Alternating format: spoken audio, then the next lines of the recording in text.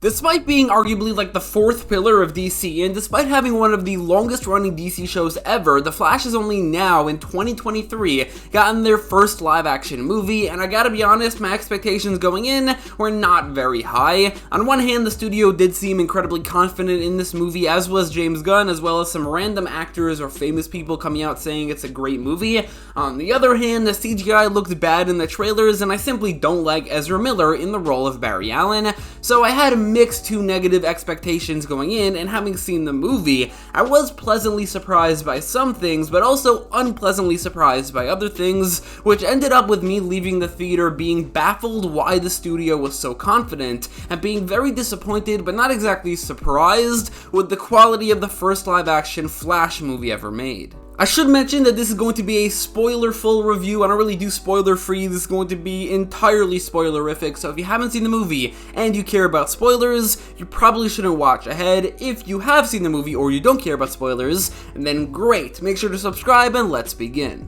The biggest talking point about The Flash is certainly its main actor, probably the most controversial lead actor to a movie of this size ever, and for very good reason. I won't mention any of the crimes because I don't know what is or what isn't alleged, but let's just say there's a reason people's responses to seeing them at the premiere was, why is he not in jail? And let me tell you, it's not easy to separate the art from the artist, as this movie exudes Ezra Miller energy, and while the movie tries and partially succeeds, it's not easy to make Ezra Miller likable, especially in this very unlikable role he's been playing since 2016. Regardless, trying to put controversy and alleged crimes aside, while Ezra Miller is definitely a good actor who mostly pulls off the emotional scenes well, they are still incredibly just poorly miscast as Barry Allen, but also are just not very well written for the most part, or at the very least aren't written to the characteristics that Barry Allen should have. Barry, while still not looking like Barry in the slightest, remains a bumbling mess of a man, which is something that the movie tends to really focus on, at least in the beginning, to an annoying degree, actually. We get it, he's a loser, you don't have to tell me that he's a virgin or have his entire apartment completely fall apart,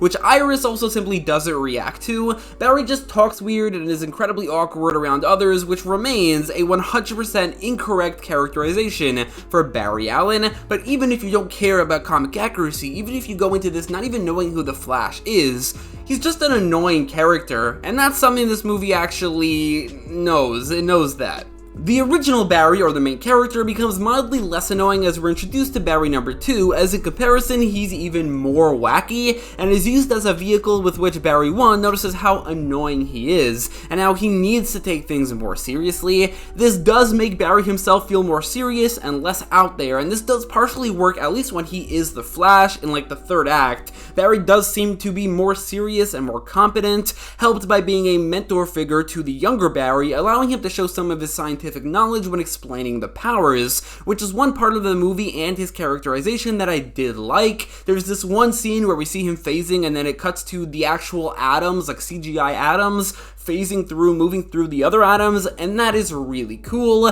However, not only does it take too long for him to become serious, and it seems to not have affected his tooth falling out personality as Barry at all, as seen in the end, but also the fact remains that throughout the entirety of the movie, whether it be Barry 1 in the beginning or Barry 2 in the second and third acts, we are subjected to even more of that incredibly annoying Ezra Miller wackiness, from which we get generally very goofy slapstick, running into walls, slurping up spaghetti, destroying an entire neighborhood type of humor, which is present for the entirety of the movie, and I genuinely just didn't find it very funny. In fact, it was pretty cringy in my opinion. It wasn't entirely void of laughs, and I'm aware this is subjective. I mean, the person sitting next to me in the theater was busting their gut laughing, but this style of humor simply doesn't resonate with me at all. It landed less than otherwise, and is at times incredibly over the top and goofy, and that gives the tone of the movie a very lighthearted, hard to take seriously feel, which is not fitting for this very serious story. That in and of itself doesn't completely ruin the movie, nor does it ruin the serious moments, but I did find myself cringing or rolling my eyes quite a bit at the attempted comedy, especially by Ezra Miller, and especially the slapstick. It simply wasn't handled well in my opinion. The story is probably the one thing that I thought that was good throughout the entirety of the movie. It isn't exactly original or surprising, it is based off of Flashpoint, but it does adapt Flashpoint well while changing certain things to make it more of its own thing, and in that, it does a very good job. It isn't perfect or anything, the story definitely has holes and isn't entirely well paced, but that is one thing that I think was good throughout the entirety of the movie, and there's really nothing else about this movie that's good throughout the entirety of the movie. The entire beginning of the movie, the part of the movie leading into the Flashpoint, I don't think was great. There were nice moments, especially one visually fantastic scene where Barry runs to Gotham, which might just be where the movie peaked, if I'm being honest. I was so impressed by this scene, the visuals, the creatively used speedster powers, how good everything looks. I was never that impressed again in the movie at all, although the skating style of running that Barry does in this universe is still so weird, and it's truly showcased in the scene where Barry realizes he lost his powers, and then he's just like skating around the room, like swimming through the air, and it confirmed what we already knew: this version of Barry Allen literally doesn't know how to run. In this beginning section of the movie, the world definitely felt a bit more put together than it has in a while, but the entire first section of the movie was so wacky and over the top, really setting the tone for the movie with the baby shower scene, which is one of the worst scenes in the entirety of the DCU, let alone this movie. It's so silly, not to mention awful CGI, Barry's disgusting eating, and putting a baby into a microwave. It's all so ridiculous. It's this wannabe slow-mo Quicksilver scene where you put things into motion, and then in the end, everything's neat and where it's supposed to be, but I couldn't follow it. That's impossible to follow. I still don't know how he got all those babies to be, like, lined up. Either way, though, it's just such a ridiculous scene that really set the tone for the movie going forward, especially in the CGI and the wackiness. The story definitely quickly started to ramp up as Barry time travels for the first time, or rather the second time. I think they did reference Zack Snyder's Justice League in this movie, but then talks to Bruce about it, which is nice, but then it really ramps up when we actually get to the Flashpoint, and from then on out the story is partially Flashpoint beat for beat, including recruiting Batman, rescuing a Kryptonian, being struck by lightning twice, and fighting in a superpowered war, all of which was well adapted, even though things were substituted. Keaton is a decent substitute for Thomas Wayne. I'm not exactly a huge Keaton Batman fan. His movies are outdated in both movie-making technology and the idea of what Batman is. He does a lot of killing, but I liked him in this movie. He's a fun character, and his fight scenes are really awesome, like a very comic booky Batman fight scene-wise. Plus, he has one nice interaction with Barry talking about his parents. He's a very fun character, but it didn't exactly feel incredibly impactful. Even less so was Supergirl, substituting for skinny Superman. She did even less in the movie, as she has maybe 5 lines, and all she really does is fight Zod, and before that also help Barry be struck by lightning for the second time. Literally all of her scenes in this movie are shown in the trailers, and neither her or Batman really get true endings because of the nature of the ending of this movie, which is fine, but also, looking back, it just feels like they weren't actually characters in the end. They were more so just a part of the plot.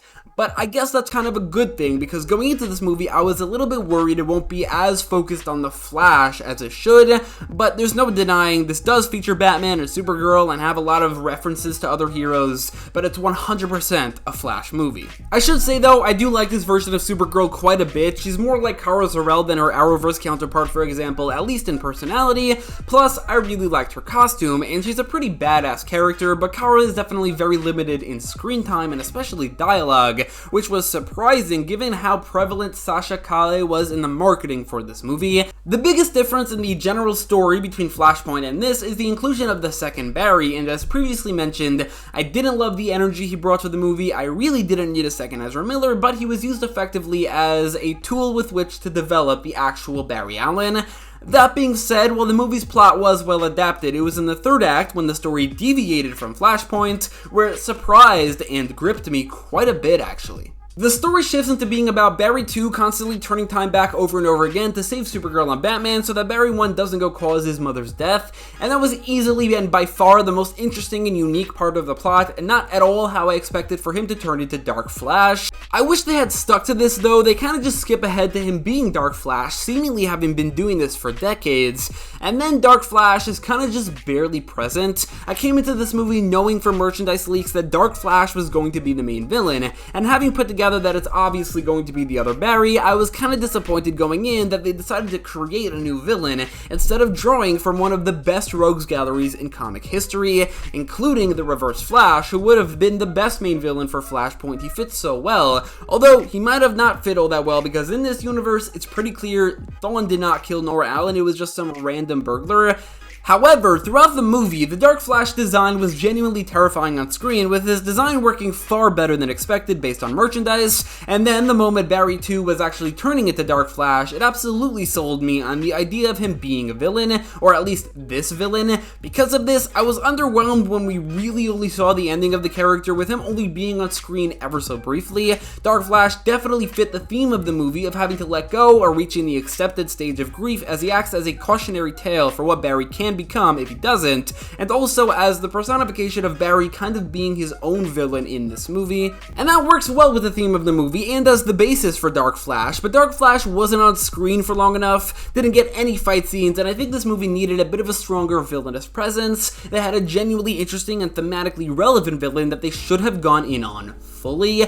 That being said, Dark Flash is also pretty much just Savitar from the show, like a future and disfigured version of Barry with bulky spiked armor who paradoxically creates himself through time travel, and the main character version of Barry. As previously mentioned, the theme of the movie is about Barry learning to accept his mother's death, and in that way is retreading the ground of The Flash Season 1, which I'm not complaining about. This is Flashpoint, of course it's going to focus on his mother, it's a story about Barry Allen, but it's hard not to compare the execution of this theme between the two. Within the story itself, the theme works really well, and the emotional moments it leads into, the movie works well, and the emotional moments do feel earned.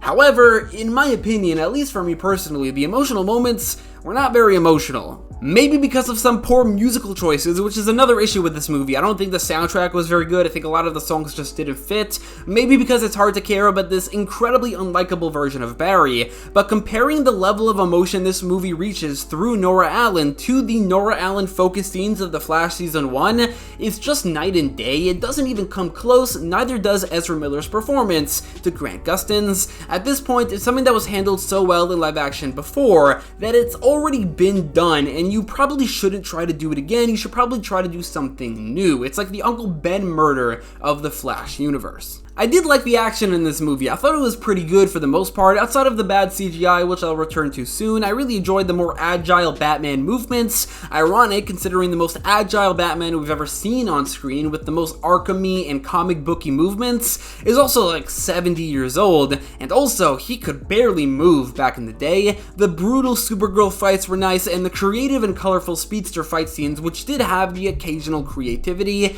None of the action is anything special per se, but it does mostly do the job, with the occasional bright spot. The visuals are very inconsistent in this movie. The CGI is all over the place, which the director claims is an intentional creative decision, as it's supposed to show the distorted and textureless world that Barry sees when he's running, which I find hard to believe, but if I'm being honest, if that is true, it kind of makes it worse, because instead of blaming it on budget, which they clearly had, or time, or maybe the CG artist being stretched thin, which is probably the likely answer, we can blame it on a creative decision that just doesn't work, and you can tell that it doesn't work because they needed to explain it. It was just a bad idea, it just doesn't look good. The CGI was really bad, whether it be the babies, the scenes in the Speed Force, or certain fight scenes in the second and third acts. The CGI can be embarrassingly bad, even if it can also certainly be good at times as well. As a part of the visuals, Flash's suit ended up being a lot better than I thought it would, as going off of the shots we saw of it in the trailers and the posters, the helmet looks ill-fitting,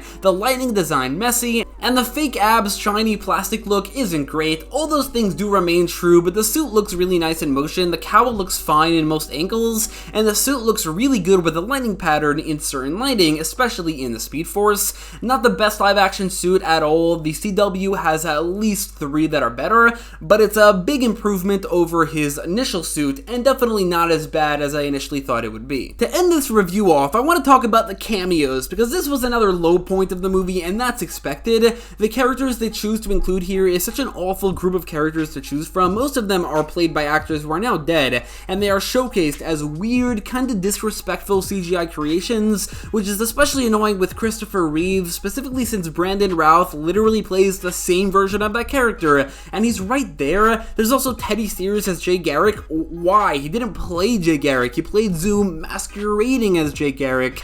John Wesley Shipp is right there. Grant Gustin is right there. You have Nicolas Cage getting a cameo as Superman, reprising his role from a movie that never got made. The cameos were 90% Superman and Batman, but there's seriously no room for the other two live-action Barry Allens. Is it because the creators know the audience will like those versions more? Maybe. Either way, it's insulting to the legacy of The Flash, and the cameos are insulting to the legacy of the actors who played them. Man, we really took the cameos from Crisis for granted. It turns out, between Titans and this, you can execute simple cameos so poorly. In conclusion, I think I liked exactly as much as I disliked in this movie. The visuals are like 50% great, 50% terrible. The story is really good, but not always entirely well paced, and it doesn't start off well. Some of the characters are great but underdeveloped, other characters are developed well but annoying. The music is not good and the action is pretty good. There are some great and terrible moments, but the biggest problem here is exactly as expected. The movie was kind of doomed from the start because it stars Ezra Miller.